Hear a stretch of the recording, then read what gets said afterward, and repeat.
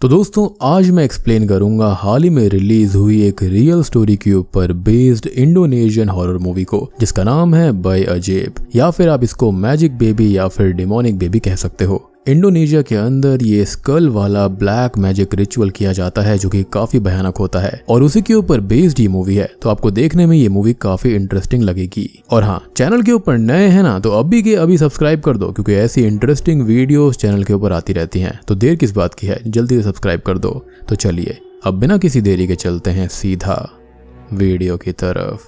कहानी की शुरुआत होती है हिरुबैगजा नाम के एक सुंदर से गांव के साथ में, जहां पर कोसिम नाम के एक आदमी को नदी में एक कीमती हीरा मिल जाता है, जिसके बाद वो अपनी प्रेग्नेंट वाइफ लारस को नए घर में ले जाते हुए ये बता रहा था कि उन्हें अब दिक्कतों में रहने की कोई जरूरत नहीं है। वहीं दूसरी तरफ हम एक डॉर्मन नाम के शेमन को जंगल में देख पाते हैं, जिसको एल्बर्ट डोमिनिक नाम के किसी इंसान की कब्र मिलती है, जिसको देखकर वो काफी खुश होता है। जिसके बाद वो उस कब्र में से एक खोपड़ी निकालकर अपने घर पर ले आता है, जो कि शायद से एल्बर्ट की ही होगी। अब उस खोपड़ी को एक बर्तन में रखकर एक मुर्गी को जान से मारने के बाद वो उसका खून उस खोपड़ी पर चढ़ा देता है। बेसिकली वो उस पर काला जादू कर रहा था।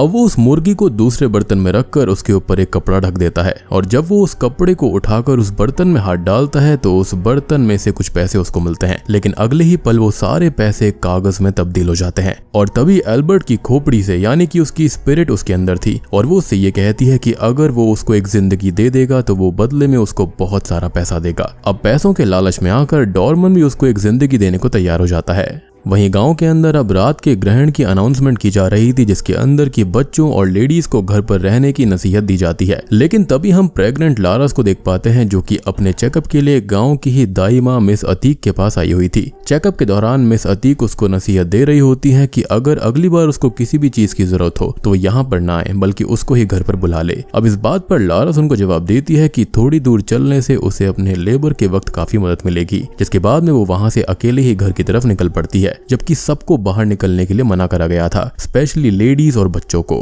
अब तभी हम कोसिम को देख पाते हैं, जो कि उस हीरे की वजह से गांव का एक बड़ा जमींदार बन गया था, और उधार ना देने की वजह से वो उजांग नाम के व्यक्ति को पिटवा रहा था। जिसके बाद में लारस जंगल में होते हुए घर जा रही होती है कि तभी अचानक से उसके पीछे कई कुत्ते पड़ जाते हैं और उसे उनसे भागते भागते रात हो जाती है। तभी उसके सामने डॉर्मन आ जाता है, जिससे भागने के चक्कर में वो एक कब्र के अंदर गिर पड़ती है, और उस कब्र की मिट्टी के नीचे धंसने की वजह से वो एक डिमोनिक वर्ल्ड में पहुंच जाती है, जहां पर एक बूढ़ा व्यक्ति, जो कि कोई और नहीं बल्कि एल्बर्ट डोमिनिक ही था, वो उसको देखकर खुश हो जाता है और उसको देखते ही उसके साथ में जबरदस्ती करने लगता है। वहीं दूसरी तरफ कोसिम बाकी गाँव वालों के साथ जंगल में लारस को ढूंढ रहा था। तभी लारस की चीखने चिल्लाने की आवाज सुनकर वो उसके पास पहुंच जाता है, और लारस उसी कब्र के ऊपर पड़ी हुई रो रही थी। उसको देखते ही मिस अतीक बताती है कि उसकी पानी की थैली फट चुकी है, और ये बात सुनकर लारस को डिलीवरी के लिए सीधे घर पर ले जाया जाता है। अब उसकी डिलीवरी करने में काफी परेशानी हो रही थी, और वहीं पर कोसिम बाकी लोगों को समझा रहा था कि लारस के साथ जंगल में हुए हादसे के बारे में किसी को भी पता नहीं चलना चाहिए, क्योंकि अब वो काफी पावरफुल हो गया था और वो बदनामी सहन नहीं कर सकता था। लेकिन इसके बाद में लारस की आवाज सुनकर कोसिम उसके पास पहुंच जाता है, और लारस किसी तरह डिलीवरी कर ही देती है, लेकिन उसके अंदर से बच्चा नहीं निकलता, बल्कि एक अलग टाइप का एग टाइप स्ट्रक्चर निकलता है। अब मिस अतीक उस एग को अपनी असिस्टेंट हेती को देती है और उसे एक कपड़े से ढककर रखने को कहती है, क्योंकि ग्रहण के चलते उस पर चांद की रोशनी नहीं पड़नी चाहिए थी।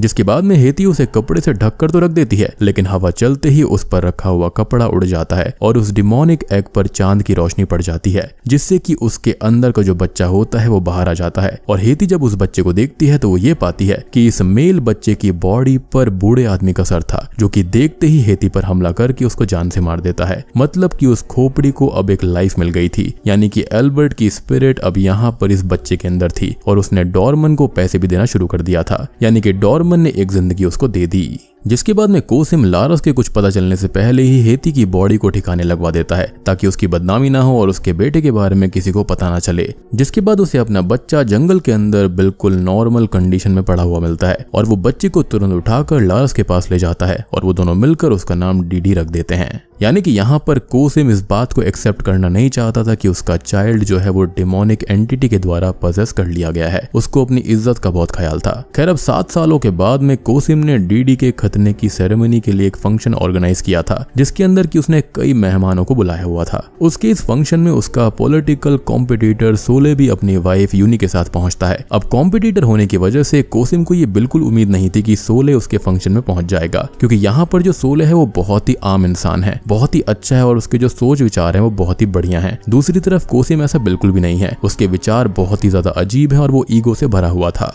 सोले यहाँ पर ऊपर वाले को मना करता था, लेकिन कोसिम ऐसा बिल्कुल भी नहीं था। उसकी उम्मीद ऊपर वाले से बिल्कुल नहीं थी, लेकिन अब सोले उसको एक कॉम्पिटिटर की तरह ना देखकर उससे अच्छे रिलेशन बनाकर गांव वालों का भला करना चाहता था। लेकिन ईगो से भरा हुआ कोसिम उसको ताना मारते हुए ये भी कहता है कि वो उस गाँव में बचपन से रह रहा है और सोले यहाँ पर खाली एक मेहमान है, तो यहाँ पर वो लीडर कभी नहीं बनेगा। खैर दूसरी तरफ डीडी को शाही तरीके से घर की तरफ लाया जा रहा था, जहाँ पर एक फोटोग्राफर लगातार उसकी फोटोज भी ले रहा होता है। साथ ही में डीडी की सेरेमनी के अंदर कई सारे कलाकारों को भी बुलाया गया था, जो कि एक से एक खतरनाक करतब दिखा रहे थे। अब डीडी उनको देखकर काफी खुश हो रहा था, लेकिन जैसे ही डॉर्मन उसके सामने आता है तो डीडी के अंदर का जो एल्बर्ट यानी कि डीमन होता है उसकी पावर्स एक्टिवेट हो जाती हैं और होता यह है कि डीडी अनजाने में उन सभी कलाकारों का काम खराब कर देता है, जिससे कि किसी की जीभ कट जाती है तो किसी का हाथ, और इसी वजह से वहां पर अफरा तफरी का माहौल हो जाता है। ये देखकर डॉर्मन और डीडी दोनों काफी खुश होते हैं, यानी कि डीडी के अंदर का एल्बर्ट। अब सेरेमनी शुरू की जाती है, लेकिन कुछ करने से पहले ही वहां पर मौजूद हाजी का जो ब्लेड होता है वो टेढ़ा पड़ जाता है, जिसकी वजह से वहां पर मौजूद लोग तरह तरह की बातें करने लगते हैं। और वहीं दूसरी तरफ आजान की आवाज से भी डीडी को परेशानी होने लगी थी। ऑब्वियस ही बात है, वो डीमन है तो उसको परेशानी तो होगी ही। अब इसी बीच हाजी कोसिम को बताता है कि उसके बेटे के अंदर जरूर कोई डिमोनिक शक्ति है, लेकिन कोसिम उसकी एक नहीं सुनता और उसे अपने नौकर आरिस से बाहर फिकवा देता है और सारे मेहमानों से भी वहां से जाने को कहता है। बेसिकली यहाँ पर कोसिम इन बातों को एक्सेप्ट करने के लिए तैयार ही नहीं था, या फिर उसका ईगो इस बात को एक्सेप्ट करने नहीं दे रहा था। जिसके बाद फंक्शन में मौजूद मिस अतीक भी उसे डीडी के बारे में भी वार्न करती है, लेकिन कोसिम उसकी बातों पर भी ध्यान नहीं देता।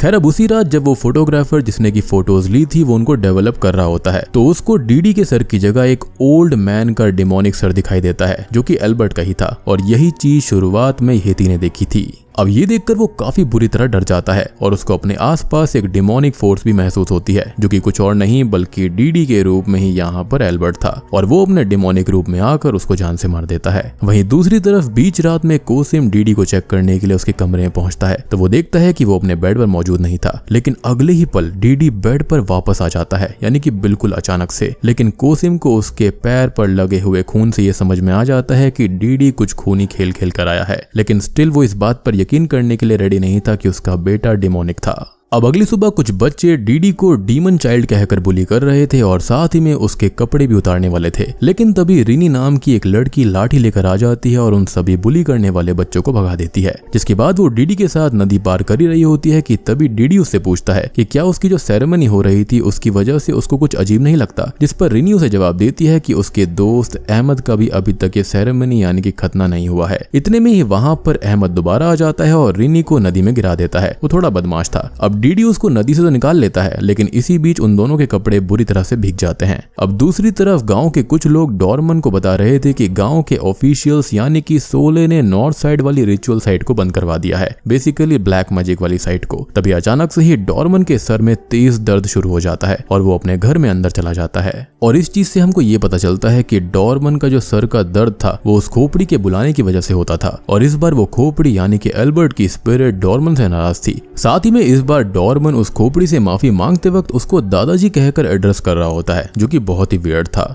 खैर दूसरी तरफ सोले अपने घर पर बैठकर उस्ताद यासा को ये बता रहा होता है कि रिचुअल साइट्स यानी कि ब्लैक मैजिक को बंद करने के बावजूद भी कुछ लोग वहां पर अभी भी प्रसाद चढ़ाना चाहते हैं, जिस पर यासा बताते हैं कि जब तक लोग जल्दी अमीर और पावरफुल होने के बारे में सोचते रहेंगे तब तक डॉर्मन जैसे पाखंडी का परचम लहराता रहेगा। जिसके बाद में भीगी हुई डीडी और रिनी वहां पर पहुंच जाते हैं। यानी कि रिनी किसी और की नहीं बल्कि यहाँ पर सोले की ही बेटी थी। जहाँ पर कपड़े बदलने के बाद में वो सब खाना खाने के लिए बैठ जाते हैं और खाना खाने से पहले यासा डीडी से प्रेयर करने को कहता है, लेकिन उसको खाना खाने से पहले की बेसिक प्रेयर्स नहीं पता थी, इसलिए वो वहां से बिना खाना खाए ही भाग जाता है। और हम जानते हैं कि यहाँ पर वो प्रेयर्स क्यों नहीं कर रहा था, क्योंकि उसके अंदर एक शैतान था। जिसके बाद में डीडी को नदी किनारे खड़ा हुआ अहमद दिखता है, जिसको वो नदी में धक्का मारकर वहां से भागता है और फिर उसके सामने अपने वही डेमोनिक फॉर्म में आ जाता है। अब डीडी की डेमोनिक फॉर्म देखकर अहमद वहां से भाग जाता है और वहीं दूसरी तरफ एक घोड़ा पागल होकर भागना शुरू कर देता है। ऑब्वियस ही बात है कि डीमन को देखा था उसने और वो घोड़ा भागते हुए अहमद के ऊपर चढ़ जाता है, जिससे कि उसका एक पैर बुरी तरह कट जाता है। जिसके बाद डीडी घर पर आकर बैकयार्ड में साइकिल चलाने लगता है और तभी उसके घर पर यूनी रिनी के साथ पहुंच जाती है, जो कि वहां पर डीडी के कपड़े और कुछ खाना लेकर आई थी। अब लारस रिनी को डीडी के साथ खेलने के लिए उसके पास यानी कि बैकयार्ड की तरफ भेज देती है, जहां पर पहले तो रिनी को डीडी नहीं दिखता, लेकिन जब वो उसके सामने आता है तो उसके मुंह के अंदर खून दिखाई दे रहा था। लेकिन रिनी उसे ना देखते हुए डीडी के साथ खेलने लग जाती है। वहीं दूसरी तरफ यूनी लारस से नमाज पढ़ने के लिए चलने के बारे में पूछती है, लेकिन लारस नमाज पढ़ना नहीं जानती थी, इसलिए वो जाने से पहले थोड़ा हिचकिचा रही थी। और ऐसा इसलिए था क्योंकि इनकी फैमिली रिलीजियस नहीं थी। लेकिन यूनी, जो कि उसकी हर तरफ से मदद करने को तैयार थी, उसे नमाज पढ़ने के लिए मना लेती है।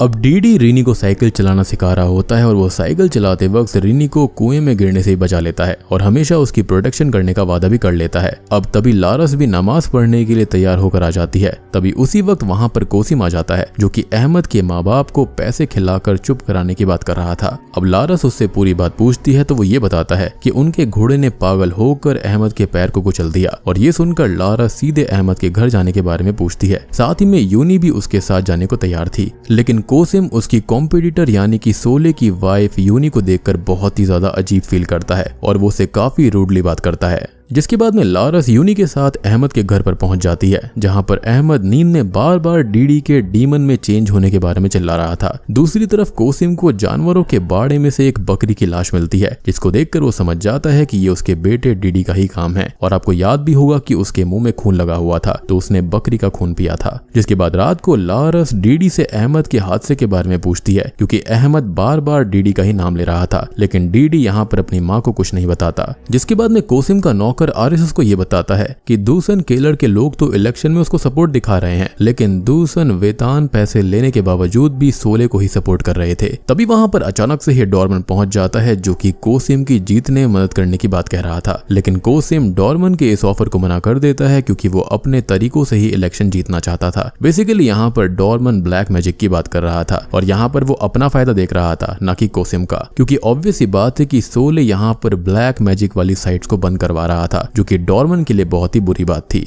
और डॉर्मन यहाँ पर चाहता था कि कोसिम जैसा ही इंसान इस गांव का लीडर बने, क्योंकि वो यहाँ पर बिल्कुल भी रिलीजियस नहीं था। और ऑब्वियस ही बात है, जैसा लीडर होगा वैसे ही तो लोग होंगे।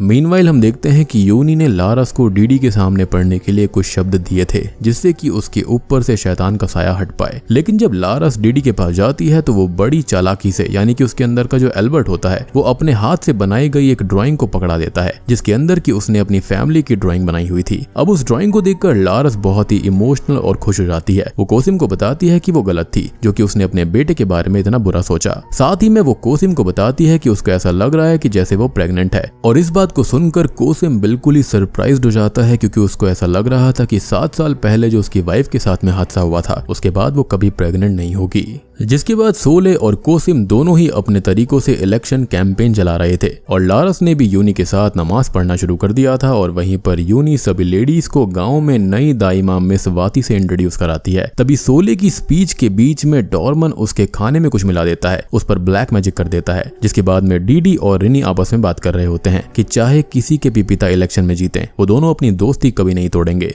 तभी वहां पर आया हुआ अहमद डीडी की शक्ल देखते ही वहां से भाग जाता है। साथ ही में रिनी डीडी को उसकी माँ के प्रेग्नेंट होने के बारे में बता देती है और ये बात सुनकर डीडी सीधे अपनी मॉम लारस के पास पहुंच जाता है और उसे जाकर गले लगा लेता है। लेकिन कहीं ना कहीं यहाँ पर डीडी के अंदर का जो एल्बर्ट होता है, जो डीमन होता है, वो नहीं चाहता था कि यहाँ पर उसका दूसरा बच्चा पैदा हो। वहीं दूसरी तरफ सोले अपनी फैमिली के साथ डिनर शुरू करने ही वाला होता है कि तभी उसे उस्ताद यासा रोक लेते हैं। वो समझ गए थे कि इसके अंदर काला जादू किया गया है। वो कुछ शब्द पढ़ते हैं जिसके बाद होता यह है कि उसके अंदर के डीमंस कीड़ों के रूप में बाहर निकल आते हैं। साथ ही में दूसरी तरफ डॉर्मन को भी कीड़ों की उल्टियां होने लगती हैं, मतलब कि डॉर्मन का काला जादू उल्टा पड़ गया था। जिसके बाद यासा सोले को सावधान रहने को कहता है। मीनवाइल डॉर्मन काला जादू करके सोले की तस्वीर को आग के ऊपर रख देता है, जिसके बाद में रिनी तेज हवा की वजह से बीच रात में जाग जाती है और जब वो गेट के पास जाती है तो उसे वहां पर डीडी दिख जाता है, जिसका सर एक डीमन में बदल गया था, यानी कि एल्बर्ट में, जो कि वहां पर सोले को मारने आया था। लेकिन रिनी की वजह से वो रुक जाता है और बिना कुछ किए हुए ही वहां से भाग जाता है। मतलब डीडी यहाँ पर एक बच्चा था, लेकिन उसके अंदर की विल पावर अपनी फ्रेंडशिप को लेकर इतनी ज्यादा थी कि वो यहाँ पर रुक गया और डीमन में नहीं चेंज हुआ। और सबसे बड़ी बात यह है कि यहाँ पर डीडी की बिल्कुल गलती नहीं है। जो गलत किया है वो तो यहाँ पर एल्बर्ट की स्पिरिट ने और डॉर्मन ने किया है। खैर, अब यहाँ पर एक बार फिर से डॉर्मन का काला जादू फेल हो जाता है रिनी की वजह से। अब जब रिनी डीडी के इस डिमोनिक फॉर्म के बारे में बताती है तो यासा 1 मिनट में पता लगा लेते हैं कि वो डीमन कोई और नहीं बल्कि एल्बर्ट डोमिनिक है, जो कि पहले गांव में एक अमीर इंसान हुआ करता था, जिसे बंदरों का दिमाग खाने का शौक था और गांव में उसका विरोध करने वाले लोगों को वो टॉर्चर किया करता था। और तो और वो गांव की औरतों को और लड़कियों के साथ जबरदस्ती भी किया करता। और एक दिन गांव वाले काफी परेशान होकर उसके हाथ पैरों को अलग कर देते हैं और उसको जान से मार देते हैं। और यही रीजन है कि जब डीडी के अंदर का एल्बर्ट बाहर आता है तो खाली उसका फेस दिखाई देता है, क्योंकि उसके हाथ पैर तो यहाँ पर गांव वालों ने अलग कर दिए थे। अब साथ ही में यासा को ये भी अच्छी तरह पता चल जाता है कि खाली डॉर्मन ही एल्बर्ट की आत्मा को जगाकर डीडी की बॉडी को एक मीडियम की तरह से यूज कर सकता था। और पूरे गांव के अंदर ये अफवाह भी फैली हुई थी कि डॉर्मन असल में एल्बर्ट का नाजायज पोता था। और सबसे बड़ी बात कि यासा और डॉर्मन एक ही टीचर से पढ़े हुए थे, लेकिन डॉर्मन अपनी तालीम को गलत कामों में इस्तेमाल कर रहा था, यानी कि ब्लैक मैजिक में। दूसरी तरफ यासा यहाँ पर अच्छे काम किया करता था और वो इस गांव के अंदर खाली स्टूडेंट्स को पढ़ाने नहीं बल्कि डॉर्मन को रोकने आया था। अब इसके बाद में डीडी घर आकर लारस को बताता है कि वो होने वाले बेबी को प्रोटेक्ट करने के लिए स्कूल नहीं गया, क्योंकि अगर किसी को पता चल गया तो वो आने वाले बच्चे के लिए खतरनाक होगा।